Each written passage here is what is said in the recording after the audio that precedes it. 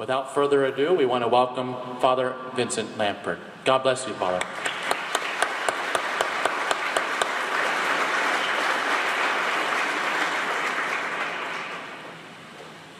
Good evening, everyone. It's a great sign of faith when you clap for somebody before you hear them speak.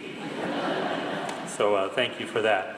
My goal this evening will be to share with you an insight into the world of the ministry of exorcism. Hopefully educate you. Perhaps we'll have a laugh or two as well, because whenever we speak about our faith, we should be filled with joy as well. And then, as Father said, I'll give a presentation, and then there'll be an opportunity for a few questions afterwards.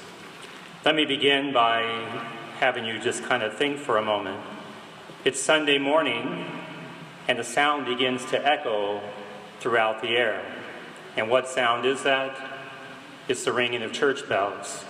The ringing of church bells on Sunday was meant to be a reminder that all of us are called to wake up with the Lord. But it is true today that it seems that many people are spiritually asleep. As people have turned a deaf ear to the things of God, there has been a resurgence in the practice of magic and things that center on the occult. The fascination with magic cannot be blamed on a lack of education, because we all live in an era of higher education. The danger we are facing is that when a person no longer believes in God, they will believe in everything. This is why magic and the occult have become very attractive. I believe that we're now living in a period of human history when we need, in a more profound way, the special power and blessing of God in our lives.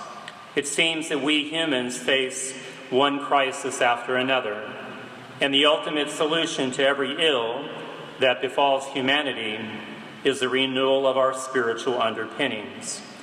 It is a call to draw closer to God and to realize our ultimate identity comes from our relationship with God. But again, many people today are moving further away from God. A recent study suggests that the majority of the people between the ages of 18 and 29 no longer profess any religious affiliation. Even if they grew up in a traditional Christian household, they now say that they no longer believe in God or identify with any faith whatsoever. I think this is true because we have a distorted view of freedom. St. John Paul II remarked that freedom doesn't mean that we get to do whatever we want to do. He said that freedom in the true sense of the word means to be obedient to God and to do what God commands. When we are true to God, then we are truly free. It's when we have a distorted view of freedom, whereby we think that we can do whatever we want, that we end up becoming slaves to our own passions and desires. In fact, there are 3 rules of the demonic. The number 1 rule of the demonic is, you may do whatever you wish. Number 2, no one has the right to command you. And number 3, you are the God of yourself. But the fact is, many people today are not drawing closer to God. They're actually moving further away from Him. Religion and belief in God are becoming less relevant in the lives of many people.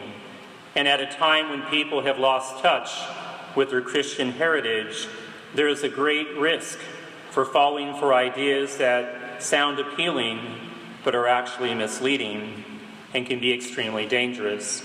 St. Paul himself warns, Satan transforms himself into an angel of light, and he deceives many people. It's true that many people today may laugh at the notion of a personified evil. Oftentimes people will say that evil is nothing more than humanity's inhumane treatment of one another. In other words, evil becomes something of our own making. But the Church has always taught that there is a personified evil in the person of the devil. Even Pope Paul, back in 1972, reiterated this fact. The devil's purpose is to try and dismantle human civilization.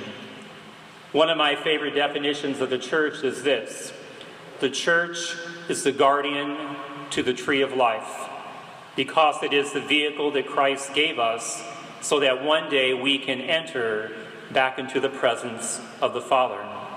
But the devil believes that if he can destroy the church, then humanity will be permanently trapped in sin, as are the devil and the other fallen angels. So why are the devil and demons getting so much attention today? The answer is that as people are turning away from God, they're turning towards those things associated with Spiritism, Satanism, and magic practices. People today, especially young people, are intrigued by such things as divinations, fortune-telling, witchcraft, black magic, curses, spells, playing the Ouija board, and so on. The truth is that when people get caught up in these things, they may not have a full grasp of what they're getting themselves into. They may think that it's all just fun and games and entertainment, but in reality, they are dabbling with evil. And to combat these forces, the church utilizes the sacraments of reconciliation, the anointing of the sick, and if need be, the ministry of exorcism. Exorcism may be likened to a nuclear weapon. It's in our arsenal, but it's not our first means of defense. Father Gabriel Amorth, the former chief exorcist in Rome, who died last year, once remarked that the place to begin with anyone who believes that they're up against the forces of evil is for that person to make a good confession. He believed this to be true because when we confess our sins, we place them in the hands of God, and once we turn that over to God, the devil can no longer use those sins against us. Now, the place to begin in discussing the topic of exorcism is to define what is meant by the term. Many people may have some notion of what the word means based on their own research or a definition that has been shaped by modern culture. For example, who has seen the movie The Exorcist? The Exorcism of Emily Rose, Paranormal Activity, maybe The Rite. So these things help shape our view of what an exorcism is. People even watch programs on the television, and people even go to the internet. I always like to remind people that just because you read something on the internet doesn't mean that it's true. Now, if I've just bursted anyone's bubble, let me say it again. Just because you read it on the internet does not mean that it's the gospel truth.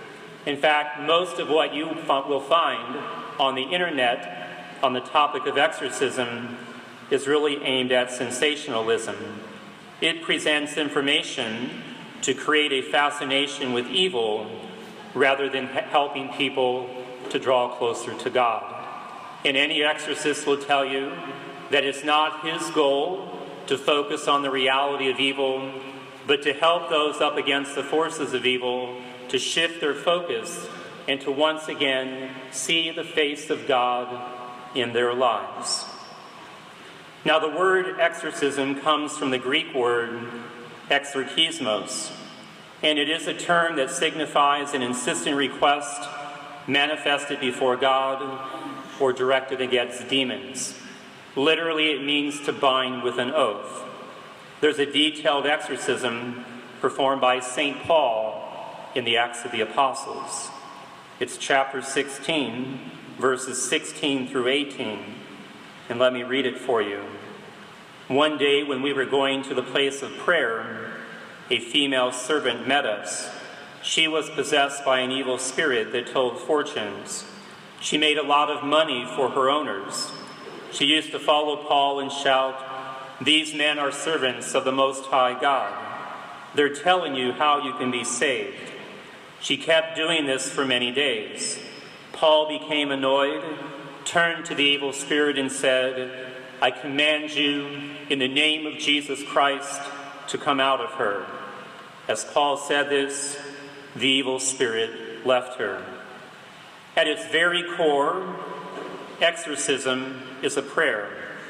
It is a prayer that brings healing and peace to those afflicted by the evil one, allowing that person to be reconciled to God. It is a ministry of compassion. It is a ministry of charity. It is a ministry that must be done well because it's not a hobby, it's not a game. When God is being requested to expel a demon, we call it a minor or supplicating exorcism. Prayers for deliverance would fall under this category. When the demon or some evil spirit is being addressed, it is called an imperative or a major exorcism. Catholic belief holds that anyone may say a supplicating prayer of exorcism, since it is a prayer directed to God, who is asked to bring relief in the life of the person who is suffering. And we all know that anyone can pray. However, an imperative exorcism, as an official rite of the Catholic Church, is reserved to the priest who has been authorized to perform this ministry by his bishop. Every bishop is an exorcist by virtue of his episcopal ordination. And the Code of Canon Law says that a bishop at his discretion may bestow this charism on one or more of his priests.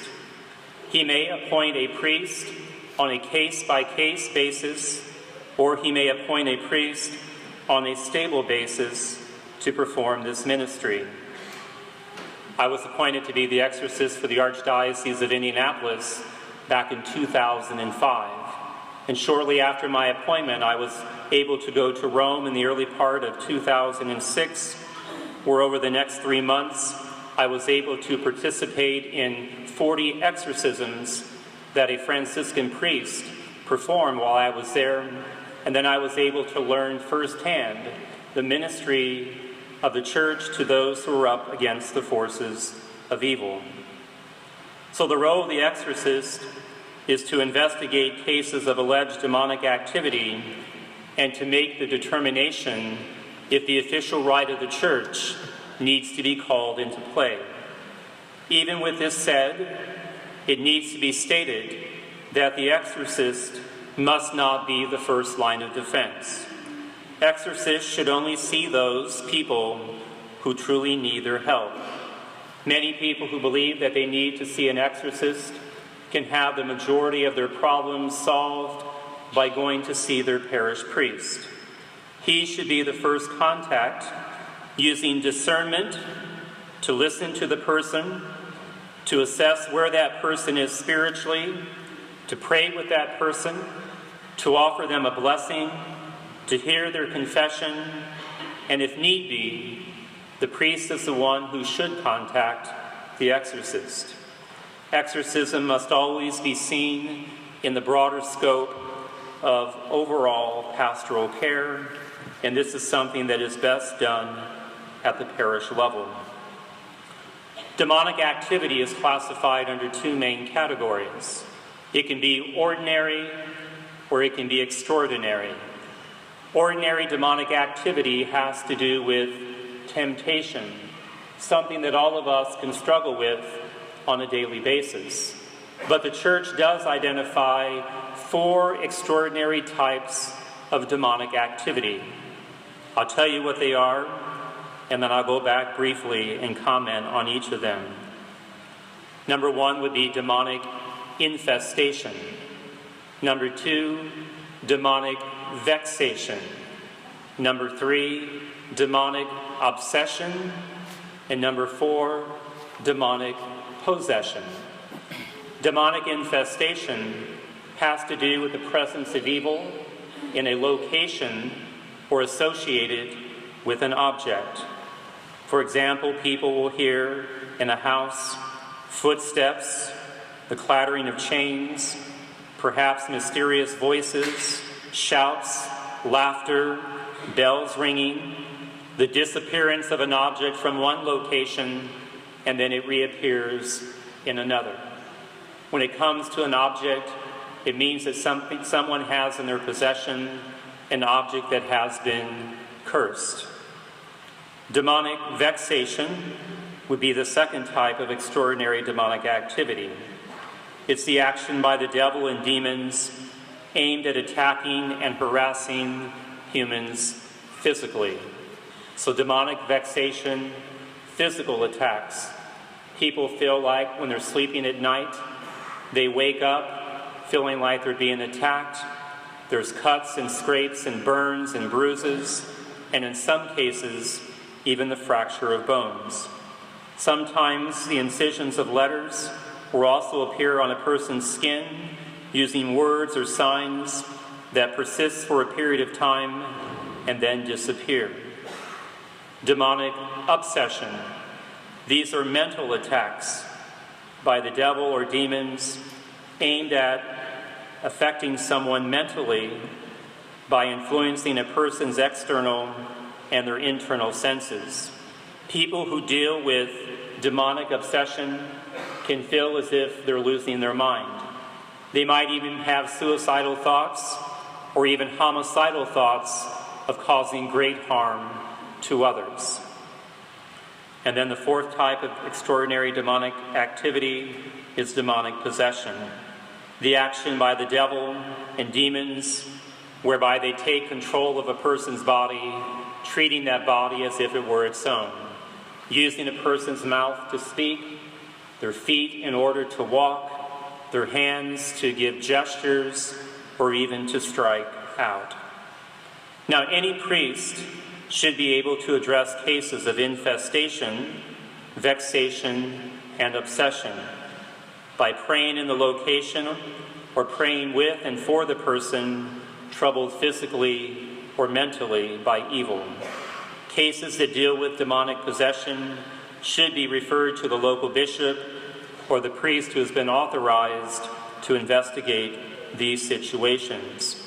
When I was appointed back in 2005, I became one of 12 stably appointed exorcists in the United States.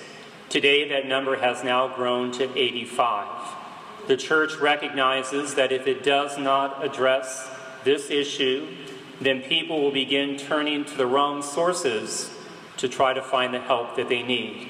And when people turn to the wrong source, their problems will not get any better. They will actually become worse. The tradition of the Church has maintained 4 criteria in evaluating the validity of cases of demonic possession.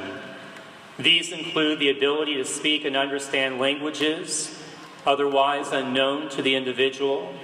So if I'm meeting with someone and they begin speaking a language that I know that they do not know, that may be the sign of a demonic presence. The second criteria would be strength beyond the normal capacity of the individual, superhuman strength. The third criteria, elevated perception. The person has knowledge about things that they shouldn't otherwise know. And then the fourth criteria, probably the one that all of us are familiar with, an aversion to anything of a sacred nature, such as being shown a Bible, being blessed with holy water, being shown a crucifix, or having relics placed on their head while a prayer is being said. It's also possible to know that an evil spirit is present when symptoms of the demonic are observed. And these are all examples of things that I have witnessed over these past 12 years that I have done this ministry. Bodily contortions, a change in the voice of the person, a change in physical appearance, such as foaming at the mouth, eyes rolled in the back of the head, unpleasant odors, a change in the temperature of the room, uncontrollable laughter, hysteria, hissing and the resemblance of the movement of a snake, and even levitation. All of these can be indications of a demonic presence. But before proceeding with the rite of exorcism, in the United States, there is a 7-step protocol that must be followed. The exorcist, in many ways, is trained to be a skeptic. I must exhaust every other possible explanation for what is going on in the life of the person before I say that person is possessed. In fact, I believe that the church would be doing greater harm if it labels someone as being possessed, if that label prevents the person from getting the true help that they need, either from a medical doctor or from someone in the mental health profession. So the 7 steps of the protocol: a thorough psychological evaluation. The second step of the protocol would be to have a complete physical examination. The church is asking experts in these fields to say, is there something about this person's condition that defies your understanding? Is there something that you cannot explain based on your own training? It's important to note that the church is not asking the psychiatrist or the medical doctor if a person is possessed. The church herself is the one who makes that determination. Again, the church is only asking these experts to weigh in on the matter. The third step of the protocol would be for me to meet with the person and to do a life history, trying to identify the entry point of evil. So if there's evil in a person's life, where did it originate? There's even a series of questions that have come out of the Vatican course on exorcism. So I trained in Rome in 2006. In 2012, I went back to Rome and attended the Vatican course on exorcism, and then in 2014 became a member of the International Association of Exorcists, which is a group of 250 priests throughout the world who gather in Rome every other year for ongoing training and workshops so that we can continue to educate ourselves in this important ministry that we have been asked to do by the church. So an example of a question on here would be, have you had any experience or history of engaging in the occult? Have you ever been diagnosed with a mental health disorder? Are you currently taking any medications? The final question on here, and there are 16, probably the most important one: do you truly want to be free of the evil influences that you believe are affecting you now? Because just because someone turns to the church doesn't necessarily mean that they want to be set free. In fact, exorcists will tell you that oftentimes the devil will send people our way simply to chew up our time so that we do not have the time to truly minister to those who really need the help of the church. The fourth step would be to normalize the spiritual and sacramental life of the person. It's not enough for a person to want the evil to be gone. A person has to invite God more deeply into their life.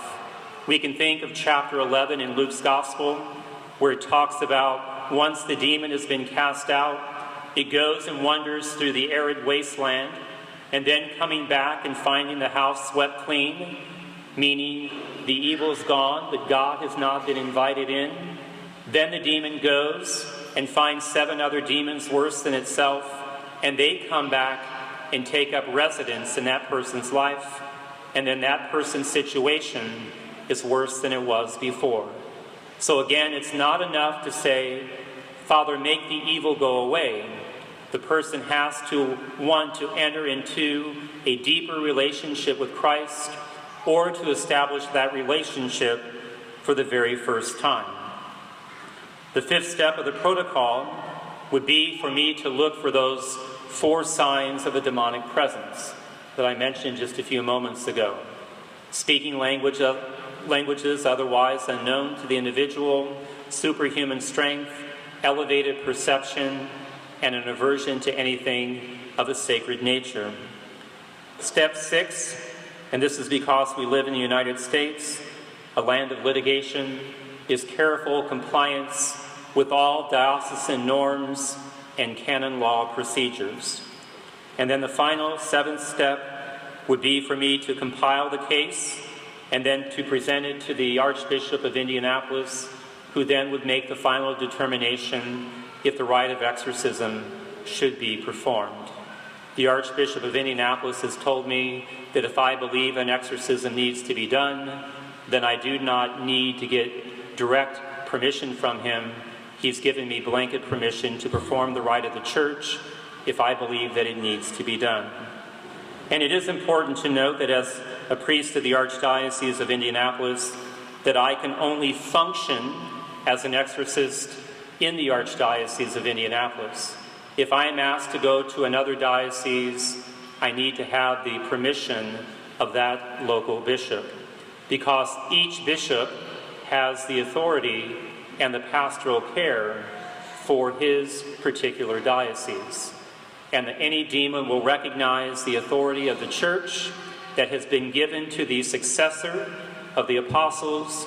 So if I try to go around and do my own thing, I will get myself into trouble, not only by the church, but even more by the forces of evil.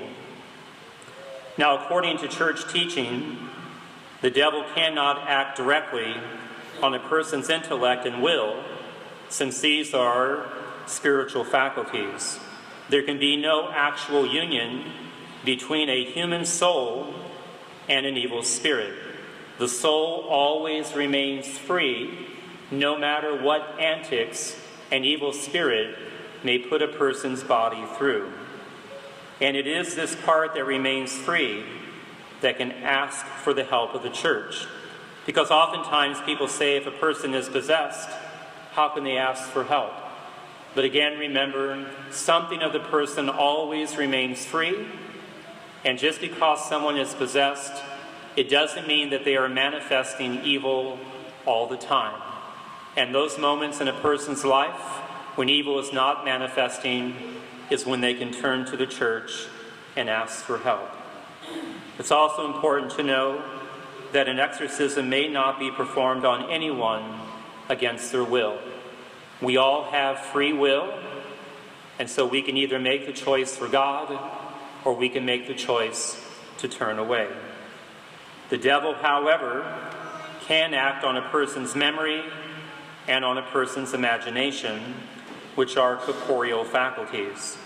A demon can act on the body, on its appetites, and on its passions.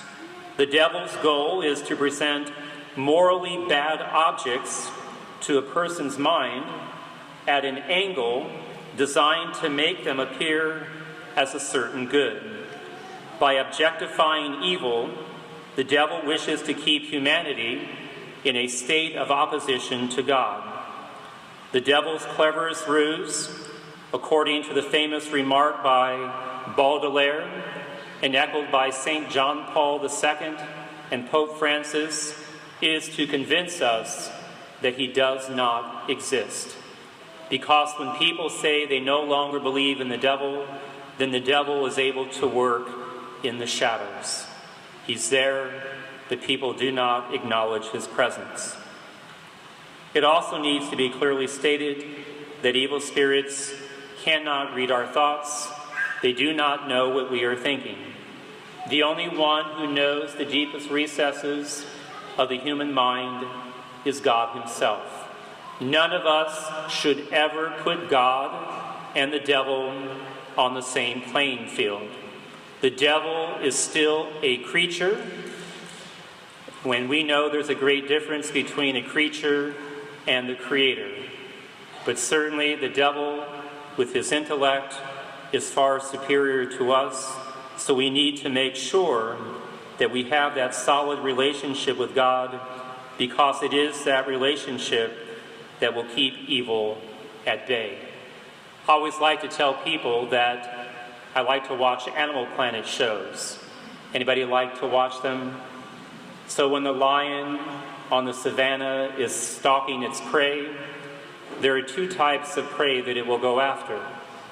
The lion will attack the young and the weak, but the lion will also attack one who is strong if they wander away from the safety of the herd. We have that great line in First Peter where it says, "Your opponent, the devil, prowls around like a roaring lion, seeking him whom he may devour. Resist him solid in your faith." So we need the faith, we need the church. But there's a growing trend today, and I know that all of you have heard it, where someone will say, but I'm spiritual, but I don't need to go to church. I can pray to God on my own. What these people fail to realize is the importance of the safety of the herd, if you will, the important role that other people play in our own faith development and in our relationship with God. Even when Jesus taught his disciples to pray, he gave them the Lord's Prayer. And how does it begin? My Father who art in heaven? No. Our Father. Again, recognizing the important role that the community plays in our lives. Not every evil spirit has the power to suggest every passion. They vary in strength, boldness, and malice. They have their specialties, and in order to implant their particular vice, they look for that opportune time when we are at our weakest for us to let our guard down. And their power over us will increase or decrease according to the effectiveness of the resistance they meet in us. Resistance that all of us can build up when we continually strive to grow in holiness according to God's plan for us. Again, when you see that lion stalking its prey, if it begins to chase its prey, but it begins to realize that it's not going to catch it, what will it do? It will give up the pursuit. It's no different with the devil. If we are truly solid in our faith, the devil will eventually no longer pursue us because he knows that there's a lot easier prey out there that he can get without having to expend too much energy. I believe that anyone who is experiencing any form of a spiritual struggle or demonic attack should do the following. Number one, regularly go to Mass and receive Holy Communion.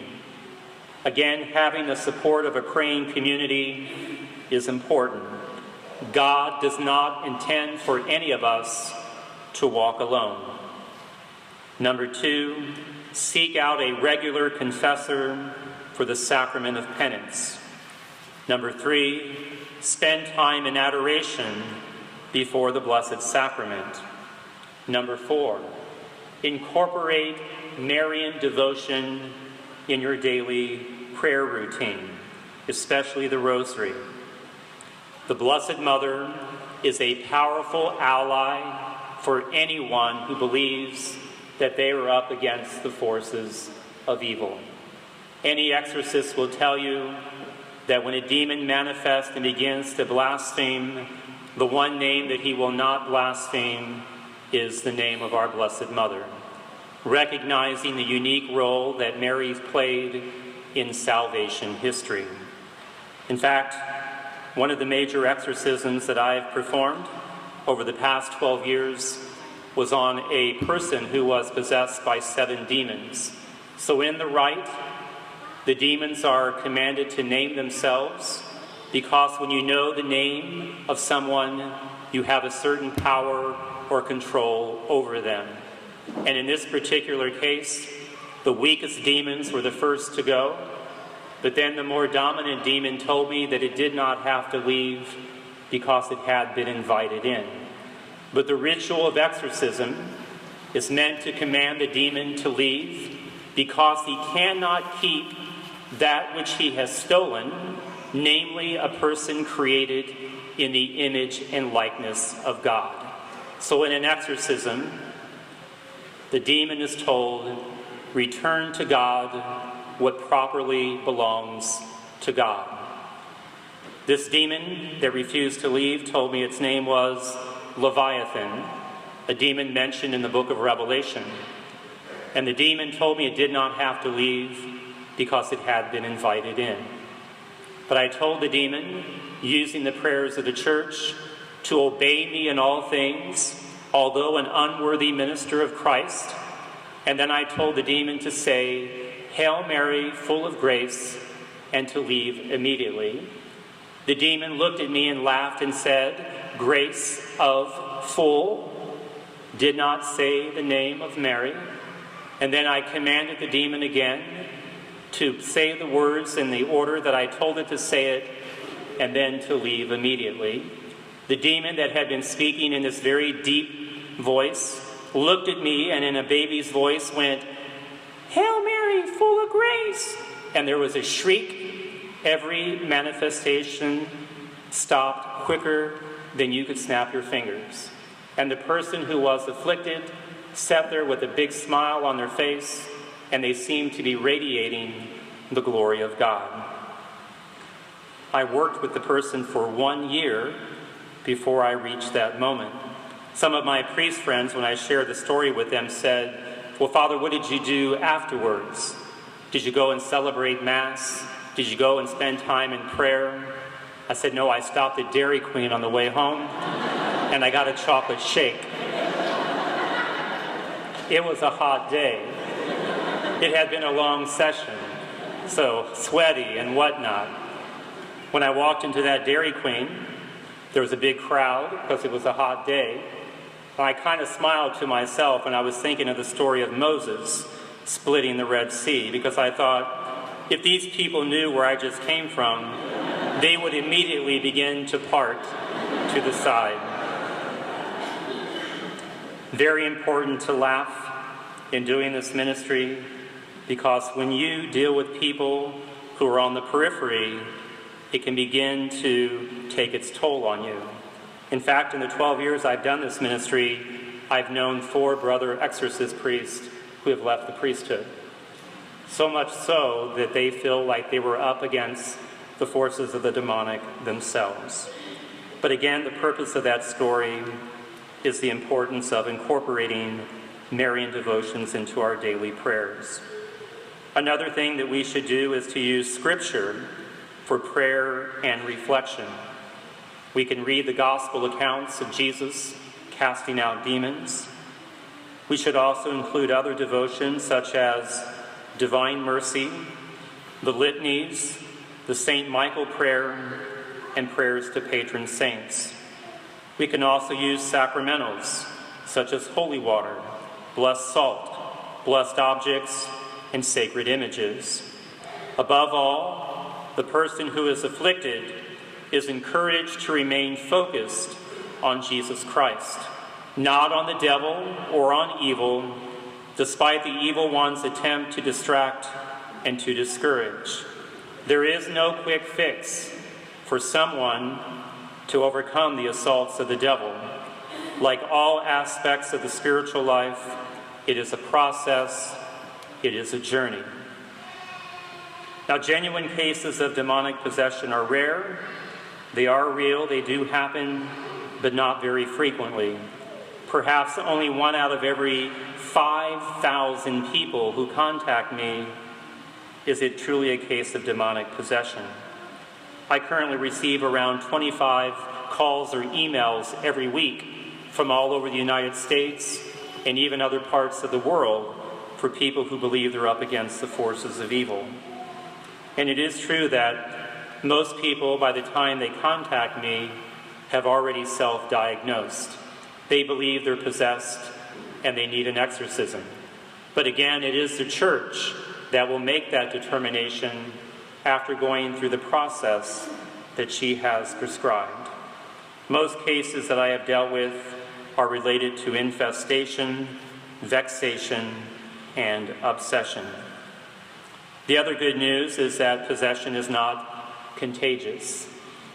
You watch too many Hollywood movies, people are always afraid that the demon is going to jump out of one person and to jump into someone else. That's not true at all. Again, that's giving too much power and credit to the evil one. One has to open themselves up to the forces of evil, and this can be done either directly or indirectly. This is done directly when one actively engages in activities that cultivate a relationship with evil spirits. Indirectly, when one engages in activities that they believe are meant just to be fun and entertaining, but in reality create a connection with evil spirits. In the years that I have done this ministry, I have identified 7 main ways that I believe that people open themselves up to the forces of evil. And again, there can be countless ways, but these are the 7 dominant ways that I have seen. And these are not in any particular order. Number 1, and perhaps the most common, are ties to the occult. The word occult comes from the Latin word occultus, and it means hidden or secret. It focuses on knowledge of the paranormal. It's associated with things like palm reading, mediums, Ouija boards, tarot cards, psychics, and witchcraft. These practices are condemned because they are a violation of the First Commandment. The First Commandment, I am the Lord your God. You shall have no other gods besides me. When people turn to practices of the occult, they violate this commandment because by their actions they are saying that God is not enough, God is deficient, and so they have to turn elsewhere for the answers that they are seeking. We can go to the book of Deuteronomy in the Old Testament, in chapter 18, verses 10 through 12, where it says, "You must never practice black magic, be a fortune teller, witch, or sorcerer, cast spells, ask ghosts or spirits for help, or consult the dead. Whoever does these things," it goes on to say, "is disgusting to the Lord." Leviticus 19:31, "Do not defile yourselves by turning to mediums or to those who consult the spirits of the dead." People need to realize the devil cannot be used by persons for their own benefit.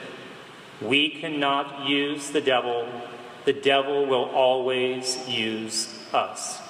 And when people engage in occult activities, again, they can open themselves up to the forces of evil.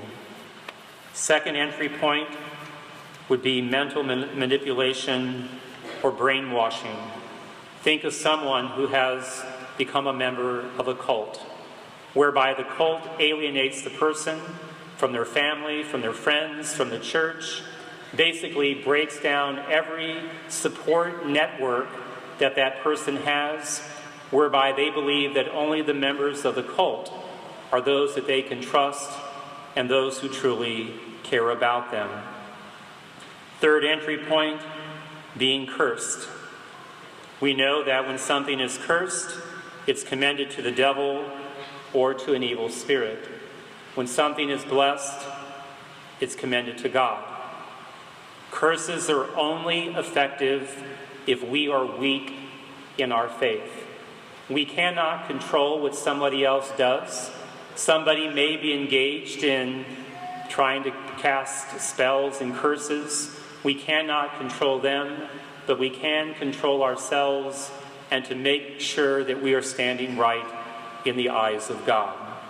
Think of Psalm 91, putting on the armor of God. Neither will we fear the terror of the night or the arrows that fly by day.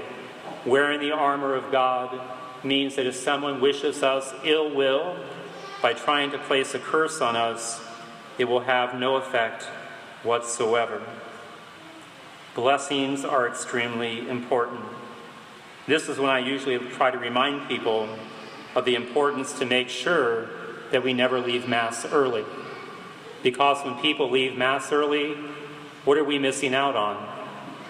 The final blessing by the priest, whereby the priest is commending all of us to the power and the protection of God.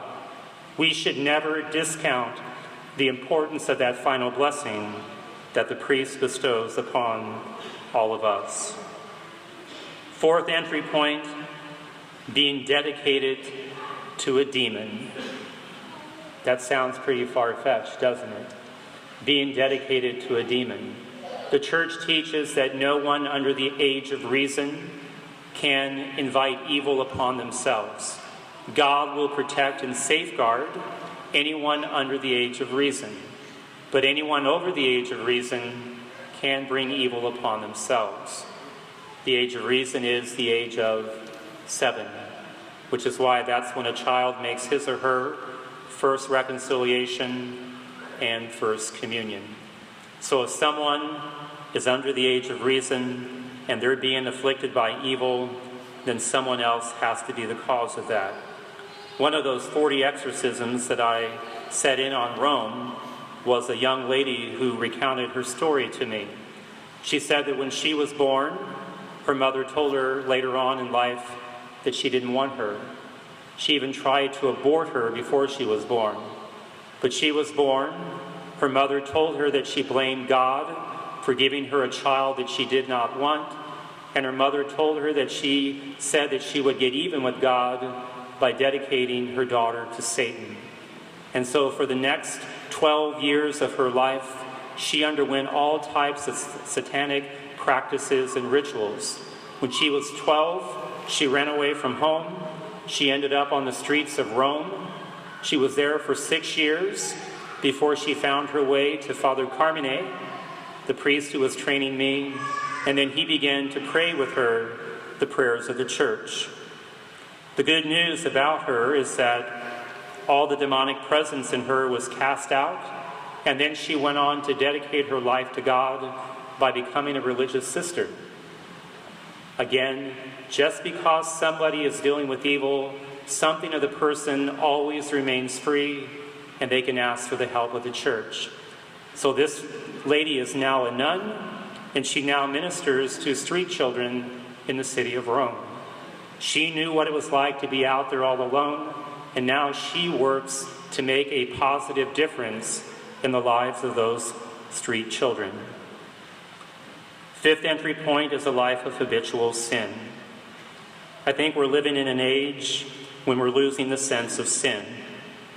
Again, it goes back to those rules that I told you of the demonic at the very beginning that says you may do whatever you wish, no one can place limits upon you, and you can be God of yourself. And because we've lost the sense of sin, I believe that people have developed patterns that are inviting the demonic into their lives. Sixth entry point, it's the story I already shared with you, inviting the demon in. That person that was afflicted by 7 demons recounted the story that she was praying outside of an abortion clinic and believed that someone going in was acting like they were possessed. So she ran up to the person and said, "Whatever in you, I freely invite to come into me." Misguided charity. She said that no sooner did the words come out of her mouth that she felt a presence come over her, and for 12 years she was afflicted by demonic manifestations before she turned to the church for help. The 7th and final way that I'll mention that we can open up an entry point for evil is through broken relationships. Broken relationships. There's a lot of brokenness in the world today, but it does seem to matter how we deal with brokenness. Oftentimes when people find themselves in a bad situation, they give into anger, bitterness, resentment, revenge, the inability to forgive. These are the very things that the demonic will feed upon. Whenever we find ourselves in a broken relationship situation, we should always seek healing and forgiveness. Let me give you an example. It comes right out of the Bible. Chapter 5 of Mark's Gospel is the story of the Garrison demoniac. I think we all know the story. Jesus is passing through Garrison territory. There's a man possessed by legion living in the tombs. He's naked.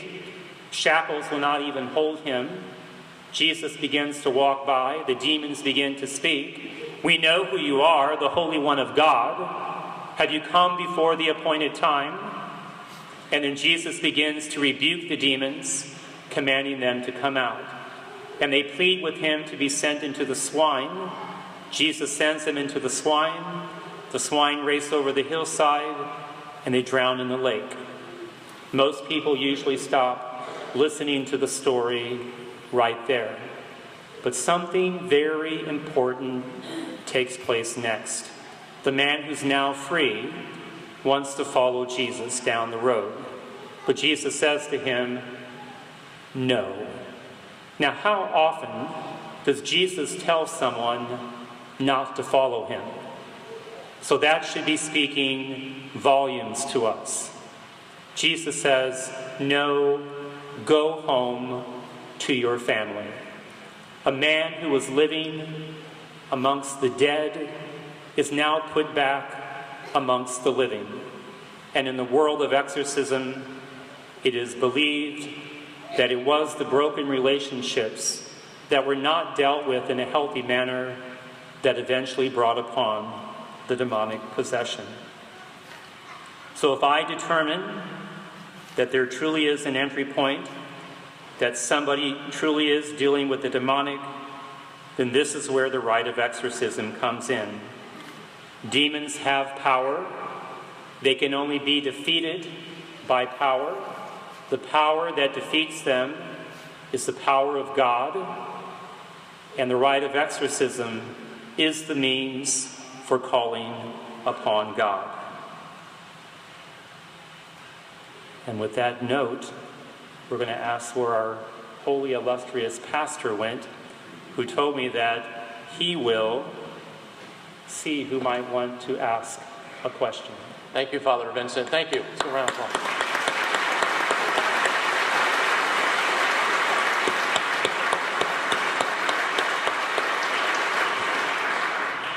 I don't know about holy and illustrious, but I am the pastor.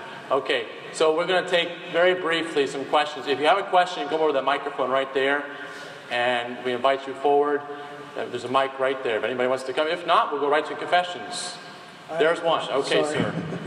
I've been hearing, I'm not sure, because you're from Indianapolis, you might hear about this, and I can't remember the name of it, up near Cleveland. It's called Marian Ministries, where they claim the Blessed Mother is giving messages, and I mean hundreds and hundreds of people go there occasionally throughout the year. I don't know if you've heard anything about that. I'm not familiar with that. Okay. Thank you, sir. That was easy answer. The most important thing when it comes to alleged apparitions and messages is to turn to the authority of the local bishop. Again, the bishop of every diocese has the authority, the discerning spirit to be able to speak on these matters. So if the bishop has condemned it, that's good enough for me, because none of us should ever act contrary to the authority of the bishops. Thank you. If we truly believe that they're the successors to the apostles, which they are. Yes. You talked about your first type of obsession in like an object or a home, and how is that relieved? I mean, if you feel that there are spirits within the home, if there's been a lot of different things, whether it's been harm or personal harm and things that have happened, how does one cleanse your home? So if one believes that it's demonic infestation, the presence of evil in a location, in a house or a building, then they should ask their local priest to come and to bless their house. Okay, thank you. Thank you, ma'am. Sir? Thank you for the talk, Father.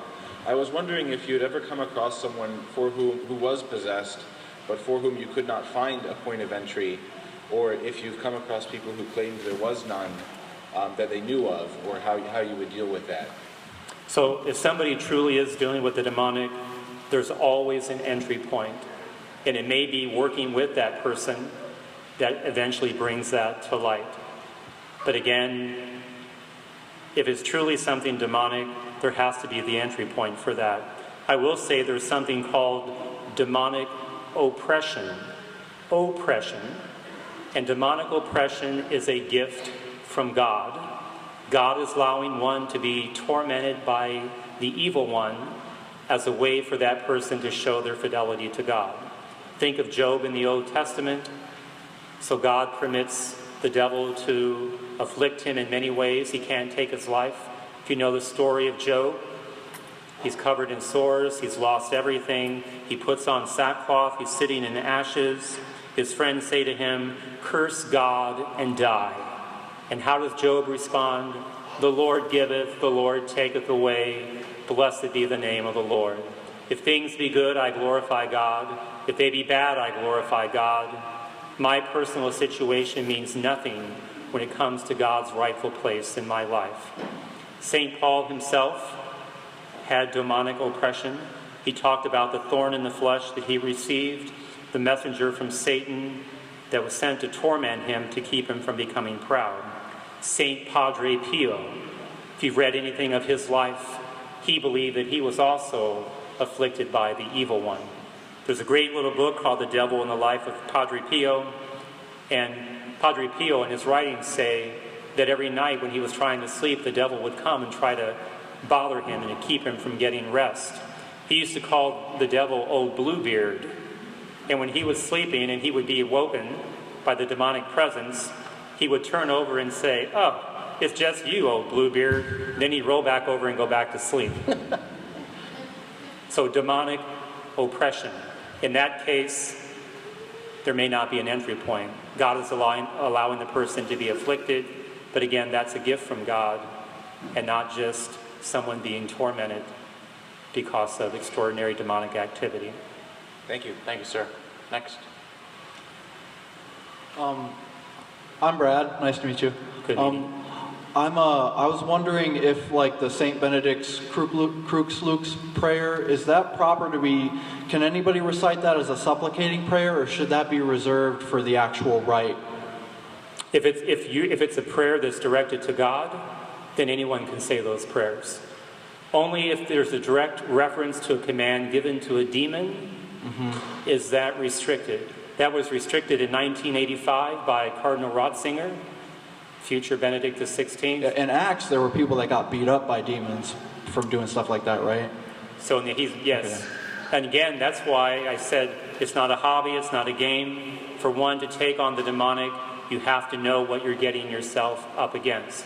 Exorcisms, I always say, are always performed in a sacred space. The church will determine where the demonic will be defeated. You know, Hollywood makes a good show, doesn't it? Exorcisms are never performed in an abandoned house on a dead-end street at midnight during an electrical storm. That gives you the heebie-jeebies, but that's not true. Always in a sacred space. Thank you. Thank you, sir. Hello, Father. I have been involved in many ministries with healing, for praying for people with healing. And I have always been told that a fully initiated Catholic, actively practicing Catholic, can only be oppressed and not fully possessed. Is that true? There can be stages. Someone may begin with demonic obsession, and it may eventually result in demonic possession.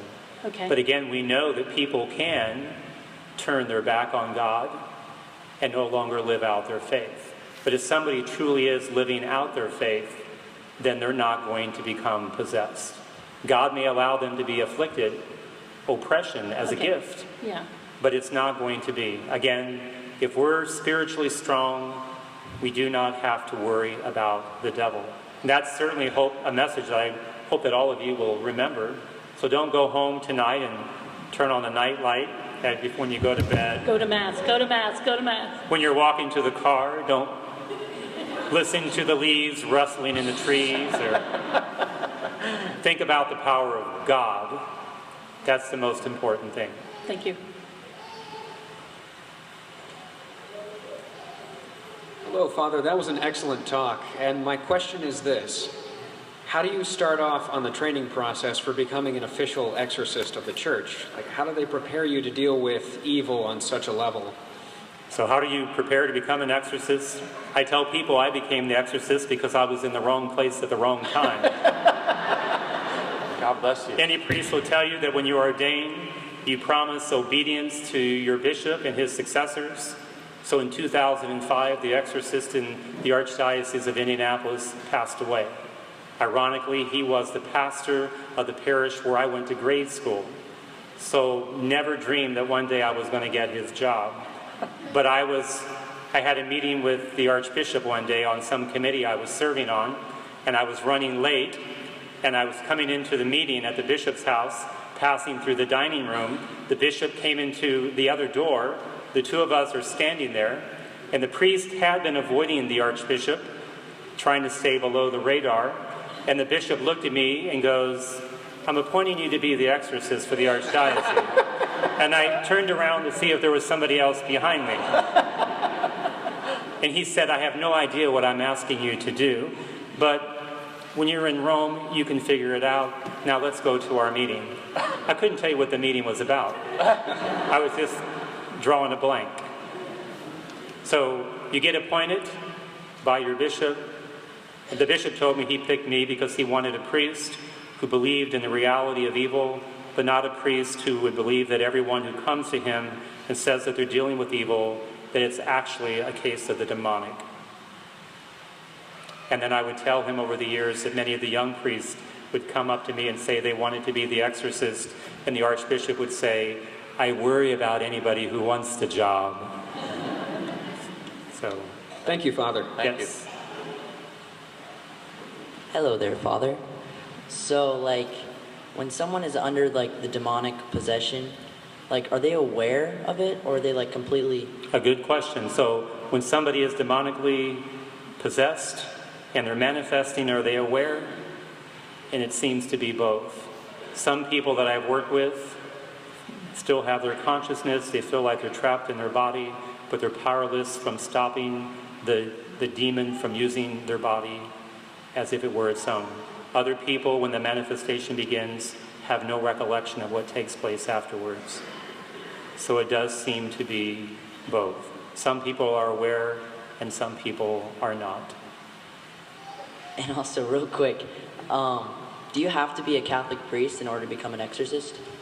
The Catholic Church does not have a monopoly on the practice of exorcism, but because it is one of our liturgical rites, then the Church has a prescribed way that we perform it within the Catholic tradition. But again, the true exorcist in every situation is Jesus Christ himself. That's why everything is done by the authority and the name of Jesus Christ. The priest that I trained with before I left Rome, the final thing he told me was, if you're ever doing an exorcism and you think for a moment, wow, look at what I'm doing, he said, the moment you think that, you've just walked on unholy ground. He says, you as a human cannot go up against the forces of evil unless you have Christ with you. So that is some of the dangers in the world of exorcism, where people begin to focus on themselves rather than on the power of Christ. You know, as a ministry of charity, the Church does not charge for exorcisms. Sometimes people call me and they'll say, well, Father, how much does it cost? Because more than half of the people who call me are not Catholic. They're coming from other Christian faith traditions or even non-Christian faith traditions, sometimes no faith whatsoever. But there is a joke amongst the world of exorcists, and I have to tell you. But remember, there's no cost involved. But the joke says, if you don't pay your exorcist, you better watch out because you might get repossessed. Thank you, But remember, Father. no charge. Thank you, Father. Thank you. Before we go to the next question, if the priests present here would go to their confessional stations, start your confessions, thank you. And there are priests all around. Please line up at the back wall of the church for these confessionals here. Father Trapp, you're in the baptistry. Where are you? Please go back there now. Thank you very much, Father Trapp. And we have priests back here stationed. Father Wilson will be in the back sacristy room by the elevator there. The door's open. So please, if you feel free to go to confession. Thank you. Father, continue. Let's do another question. Father, are there spirits that linger here on the earth that are good spirits? Great question. So, if there's a presence in a location, is it always demonic? 99% of the time, it is. But it could be that the soul of one who has died may still be present, but for that to happen, God must be permitting it. And usually when it's the spirit of one who has died, when people are hearing and seeing things, it's not scary, it's just kind of annoying.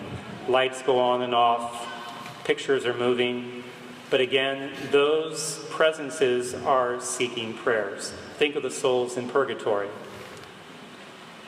Like, we have an experience with a relative that committed suicide and seems to be in our presence and is ringing the doorbell wherever we go. Not just at the house, but sometimes just to let us know that they're with us. Is that the same? They're seeking our prayer? Usually, if you're hearing noises, they're not telling you that they're with you. They're asking for prayers. Okay. And in those cases, the best thing that can be done is to have Masses celebrated for the repose of the soul of that person. I can tell you a story real quick from a colleague in New York. He had a group of religious sisters come to him and say, "We need your help. Our convent is haunted." And he said, "How long has it been going on?" And they said, 100 years. And he goes, "Well, why are you asking for help now?" And they said, "We're selling the convent. And we don't want to leave it behind. Our numbers are down. We've sold it to a developer. It's not scary. It's just kind of a pet." Right, right. So he said they did some research, made the determination that it was the soul of a nun who had died 100 years previously. Lights would go on and off all night long, noises and whatnot. So he said, "We will celebrate Mass once a week for 4 weeks for the repose of the soul of this nun." The first week they're praying at Mass. Everybody says, in reciting the Lord's Prayer, "Deliver us from evil." When the words came out, the lights went out in the chapel and the candles blew out at the altar. The second week, the same thing. "Deliver us from evil." Candles out, lights out. Third week, the same thing. Fourth week, "Deliver us from evil." The lights went out, the candles blew out. A few seconds later, the candles relit on their own. The lights came back on. Every presence of the nun was gone. He said that was the indication from the Spirit that it finally received the prayers that it needed to go where God was calling it to be. So if there's ever the presence of a soul in a location, they're seeking prayers and nothing else. If that soul is not Catholic, does it matter? No, because the soul still belongs to God, so you can still pray for them. Okay. Again, the ministry of charity, you can still have Mass said for them. I would encourage that. Okay, thank you.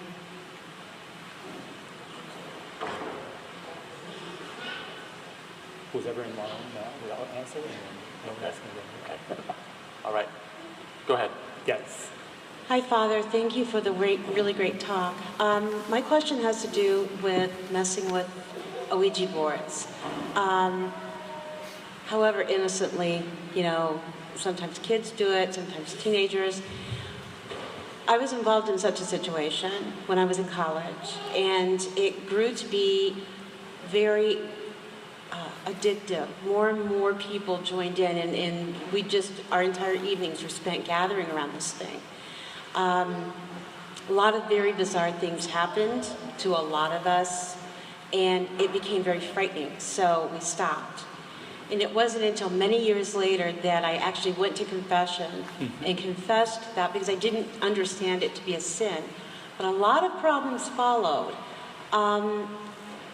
If that be the case, and you've gone to confession and you've repented of the sin, and you do try to continue with, becoming closer in prayer life and whatever, what else can you do? I mean, what else can you do? Yes. Then you should have a priest say a prayer over you, whereby the priest says, "As a priest of Jesus Christ, I hereby declare null and void any hexes, spells, or curses that have been placed upon you through your involvement in playing with the Ouija board." Because the truth is, and I just had a talk with a group of priests out in Patterson, New Jersey, if a priest takes his priesthood seriously, so will the devil. But if a priest does not take his priesthood seriously, neither will the devil. But again, as a priest of Jesus Christ, if a priest says that and prays over you, it's all gone. Does the absolution from the confession count? Or does it have to be Absolutely. That's specific? even greater because it's a sacrament. Okay. But if you really feel like there's some residual effects from that, and sometimes, you know, evil can get really deeply entrenched in us. And sometimes, even when we hear the words of absolution, we still carry the guilt with us. And I believe that guilt is one of the ways that we allow the devil to get a foothold in our lives. Because the most powerful thing that we can know is God's mercy and forgiveness. It's greater than any sin that we can commit, which is why when we go to confession, it's not that we're putting ourselves on a guilt trip, it's that we just really want to turn it all over to God and to receive his mercy and forgiveness. But if one really feels like there's still some, then perhaps there's still something hanging on. Okay. Thank you, Father. Thank you. I wanted to know how real are the Wicca spells or witchcraft? How strong are they? Are they and some signs that if you can tell if somebody is a practicing Wicca, and what you can do to, if the spells are real, how can you free that person that's on a spell? You bring that person closer to Christ, because faith is what protects us. Again, those best practices I talked about, by going to Mass and receiving communion, going to confession, praying before the Blessed Sacrament, these are the things that we need to do. I will tell you that oftentimes people that are afflicted, they just want the evil to go away, but they don't really want to do anything to keep it away. But again, people that are afflicted by evil, especially in a culture that's becoming less and less religious, must not treat the priest as a magician. The priest is not a magician. The priest is there acting in persona Christi, in the person of Christ, and using the power and the authority of Christ to bring freedom. You can't control, again, people that practice witchcraft and all that, but you can make sure that you're standing right in the eyes of God. And if you're doing that, regardless of what people are doing, it will have no impact on you whatsoever. A few years ago, I was given a talk out at the University of Nebraska in Lincoln. As I was speaking, a young man came in and he tried to come up near me. He had an amulet around his neck, and he was holding it out at me, and I saw him doing some incantations. He was trying to put a curse on me while I was speaking. I finally looked over at him. I was like, "What are you doing?" Then he got all flustered and ran out the door. But again, if we're standing right in the eyes of God, we have nothing to worry about curses or spells. We just laugh right at them. Because again, curses and spells are trying to call upon the power of the evil one, but the power of God is greater. So if God's in your corner, those things mean absolutely nothing. Thank you. Thank you. Abby. Hi. My question is, I have a neighbor, and she claims to be a pagan and a witch. So I've always kind of struggled with how do I respond to her when she brings that up. So if your neighbor says she's a witch, then you should tell her, "I'm a Christian." Oh, I know. Yeah. Okay. Thank you. God bless you. Thank you, Abby. Next one. I think it's pretty simple. Okay. Because usually when people say, "Well, I'm a witch," what are they trying to say? "Well, I have powers, I have abilities, I'm somebody." But again, those people have all been duped by the evil one into thinking they have powers and abilities. The power is with the evil spirit that's working through them. Either they know that and they like it because of the attention and the notoriety, or they've been duped by evil into thinking that it's really them. Thank you. Thank you. Please, nobody else more in line. This is it. Last week. Overwhelmingly in the popular media, you see depictions of women being possessed, and the personal examples that you had were those of women. I was wondering how representative that was of your experience, and if you could speak to that at all. So the question might be, are more women possessed than men? Absolutely not. I've dealt with equally with men, But I do believe that women are more likely to come forward and to ask for help. We all know the analogy: when a woman is lost, she will stop and ask for directions, where the man will continue to be lost for the next 3 hours. So women are more likely to ask for help. Thank you. Thank you. Good evening. My question is, I'm a little confused on prayers that we say, especially in the charismatic circles. They bind and they release. Like, I'll just give you an example. In the name of Jesus, I take authority and bind all evil powers and forces in the air and the ground and the water and the underground. And then you give God praise, and then you say, I bind all demonic forces that have come against my family or against a person.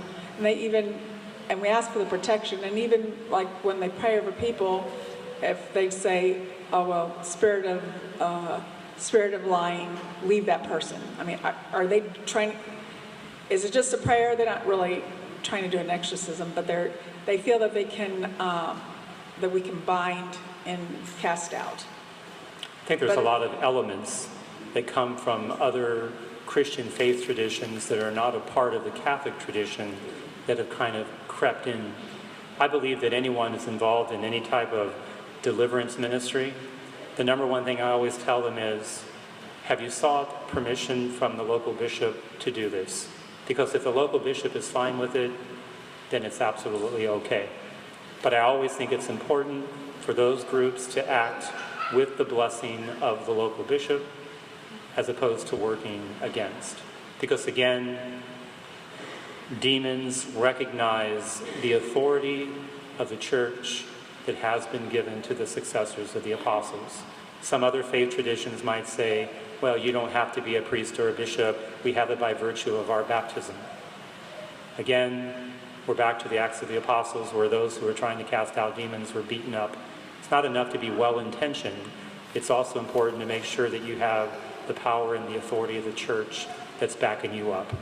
So again, I always believe it's best for these prayer groups to make sure that they have the blessing of the local bishop. But what about individuals, just yourself? You recognize that whatever situation it might be, like people are always lying and the other person's believing, and you can just say, I cast out all those lying spirits. I mean, can you yourself say something I think the danger with all of that is no? We begin to see the devil everywhere. I think that's the danger. Because as Christians, we should see the presence of God everywhere. But if we're in the process of always casting and binding, that tells me that we're too fixated on evil. And again, remember, I even share that as an exorcist, I believe that my number one goal is not to focus on evil, but to focus on God and to help those who are afflicted to shift the focus from evil to God. Because God is going to be the one who will ultimately bring healing in the lives of those who are suffering. Amen, brother. We're going to wait to move to the next two questions. Last two, please. Ma'am, come on forward, please. Whoever. Together. Okay. Well, he answered my question, because my question was very similar to hers. As lay people, are we allowed, because in one of the Gospels, Jesus said, you can do this yourself, But she had questions. She was a little shy. No, I don't mind. Oh, okay. I didn't want to be disobedient to Father because he said only one more. Go ahead. So as a That's mother. why we have confession tonight. Anyway. Public confession. So I think as adults, we can sense when something is right and not right and try to protect ourselves. I'm a mother of 4 children. My kids are in the public schools. And there's a lot of New Age stuff being presented to them. And so you mentioned quite a few examples, Ouija board, palm readers and stuff like this. But there are some things that are being presented to our children, such as, some of the books that they read that have all this magic in them. There's after-school yoga programs for children. Because my kids kind of tend to look at me like I'm crazy when I say I just don't think this is right. When I look at the roots of some of this, they are teaching a spirituality, and it's not the spirituality that we're teaching here in the Catholic Church. It's more spiritism. So how do we protect our kids? Because it's not always that our priests are being real specific in some of the practices that we're involved in. And I feel like we just need more information and more specifics, especially with what's going on in the culture today. Mm-hmm. The Catechism of the Catholic Church has some very great paragraphs that speak about why these practices are not good. The Church says that parents are the number one educators of their children in the ways of the faith, so you're right to be concerned. Oftentimes I give the example of Harry Potter books. People always ask, is that good or is it bad? The danger with some of the literature today is that it presents something bad as something good. All magic is bad. There's no such thing as good magic, because magic is trying to take power and control over places, persons, or things. But I think as parents today, and there's so much in the world, you're right, whether it's public schools or even Catholic schools, you run into things that kind of creep in. Parents should sit down and talk to their children about what it is they're reading and filter it through our Catholic faith. So if a child is reading Harry Potter, for example, sit down with them and say, now let's talk about what you've read and why that's consistent or not consistent with what the Church believes and teaches. So I think we can take these as teachable moments. Otherwise, I think our young people are just going to accept these things as kind of harmless. Mm-hmm. Well, like tarot cards are an example that I don't believe that term is mentioned in the Catechism. Yeah. It's the same way. Sometimes practices become mainstream, such as knocking on wood. Right. Do you know where that comes from? It's a Druid practice. It's the belief that spirits live in the trees. So when you knock on wood, you're asking the spirit that lives in the wood to come to your aid and to grant what you want. Most people probably don't know that. It's just a habit. But that's the root of what that is. And then the question is, well, what is that spirit? Same way when it comes to yoga or Reiki. Cardinal Donald Wuerl of Washington, D.C. has spoken extensively, like on the practice of Reiki, when people are calling upon powers or energies. What is that? Because if it ain't the Holy Spirit, then it should be sending up a red flag. So in those two, Reiki and yoga that you mentioned, should we very clearly steer clear from that with our children? Explaining... I would say, yeah, my personal response would be to steer clear of that. If somebody really wants to do exercises, there's a lot of other things that you can do to exercise without calling it yoga. Because the danger with yoga is, as with anything when it comes to occult practices, you might begin with the most innocent of intentions. But then the longer you're with something, you go deeper and deeper and deeper.